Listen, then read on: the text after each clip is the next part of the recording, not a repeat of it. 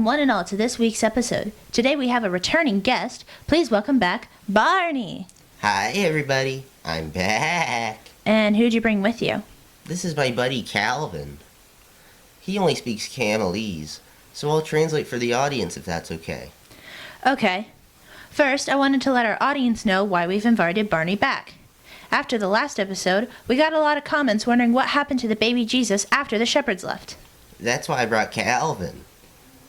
You see, his great-great-great-great-great-great-great-great-great-great-great To the point, Baarhney. great-great-great-grandfather, Caden, was part of a caravan of camels that came from the east carrying magi. You mean the wise men?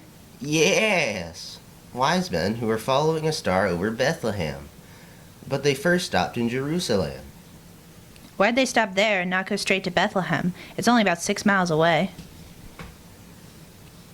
Calvin says they were asking about the exact location.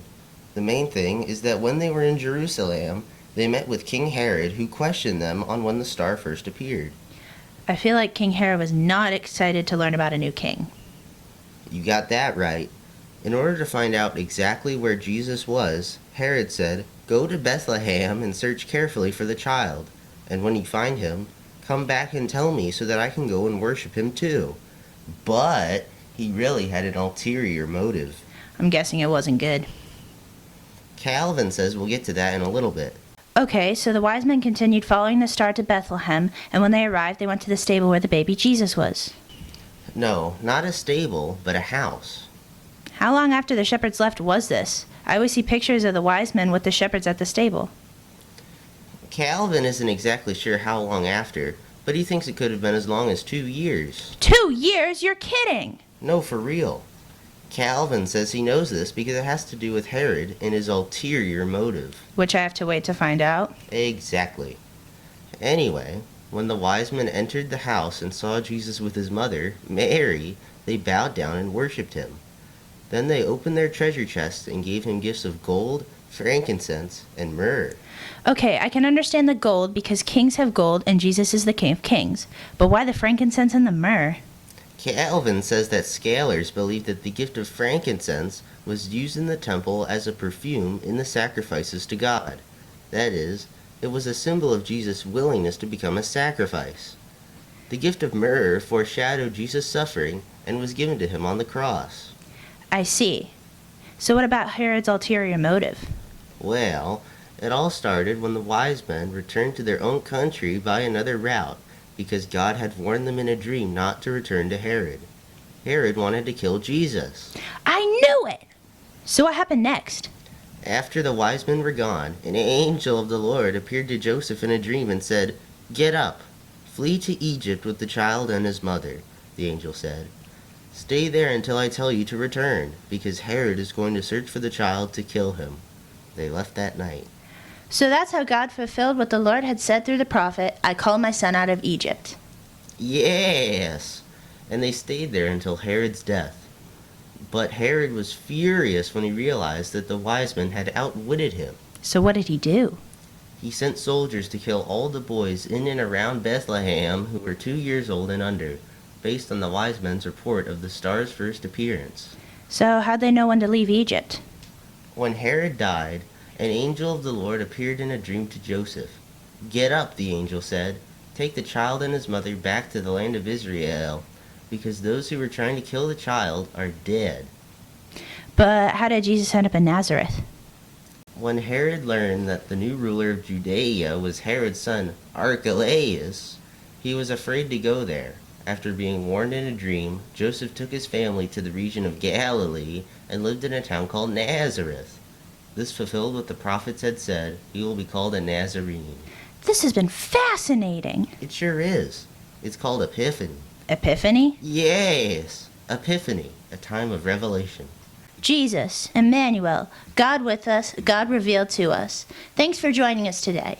Thank you, Calvin, for sharing your family story. And Baarhney, would you consider coming back and joining us again another time? Yes. Great. Well, I'm glad you joined us today. Please like and share because everyone needs to know about the revelation of King Jesus.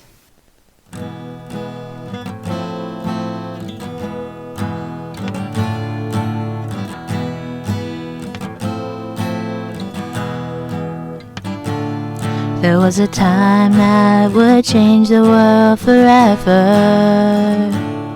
It was a winter's night not too long ago. There was a star in the sky that gave us wonder. It shone above a stable dark and cold. It was a miracle night when a king was born. It was a miracle night when love for us was shown. We celebrate this night that happened long ago. It was a miracle night.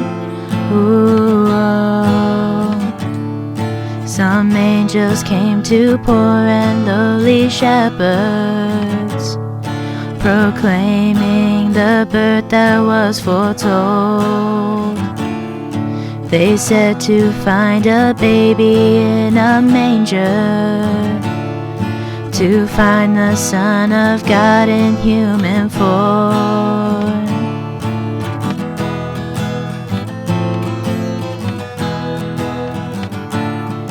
Then Magi in the east, they saw a bright star, and followed it wherever it would lead. They came to see the newborn baby Jesus, giving him gifts fit for royalty.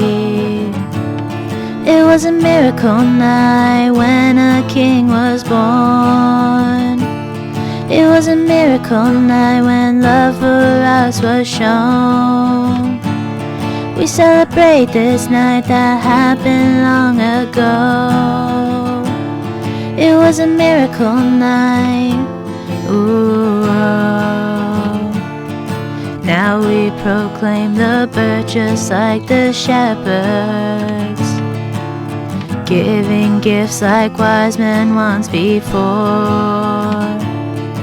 We wait until the coming of our Savior, who on a miracle night was born. Who on a miracle night was born. On a miracle night when King Jesus was born.